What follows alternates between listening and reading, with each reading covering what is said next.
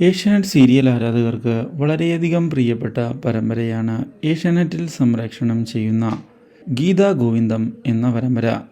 പരമ്പരയിലിപ്പോൾ സുപ്രധാനമായ സംഭവവികാസങ്ങളാണ് നടക്കുന്നത്. TRP റേറ്റിംഗിൽ 3-ാം സ്ഥാനത്താണ് ഗീതാ ഗോവിന്ദം എന്ന പരമ്പര. ഇപ്പോൾ വിവാഹത്തിൻ്റെ കാര്യത്തിൽ ഒരു തീരുമാനമാക്കണം എന്നുള്ള കാര്യം അറിയിക്കുന്ന രാധിക ഇതേ തുടർന്ന് ഡിവോഴ്സിന് വേണ്ടിയുള്ള നീക്കങ്ങൾ ആരംഭിച്ചിരിക്കുകയാണ്.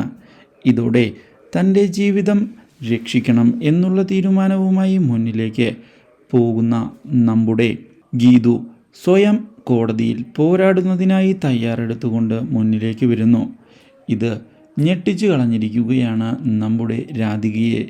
ഇതേ തുടർന്ന് കോടതിയിൽ കൃത്യമായ തെളിവുകൾ നിരത്തുകയും ഗൗതമിന് തന്നെ ഇഷ്ടമാണ് എന്നും താൻ ഈ വിവാഹത്തിൽ സന്തോഷത്തോടെ മുന്നോട്ടു പോകാൻ തയ്യാറാണ് എന്നും ഗീതു അറിയിച്ചത് ഞെട്ടിച്ചു കളഞ്ഞിരിക്കുകയാണ് രാധികയെ.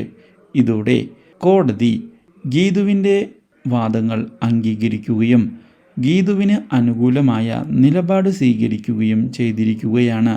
ഡിവോഴ്സ് അനുവദിക്കുന്നതിന് വേണ്ടി മതിയായ തെളിവുകൾ ഇല്ല എന്ന് വ്യക്തമാക്കുകയും ചെയ്യുന്ന കോടതി കേസ് തള്ളിയത് തിരിച്ചടിയായിരിക്കുകയാണ് രാധികയ്ക്ക്.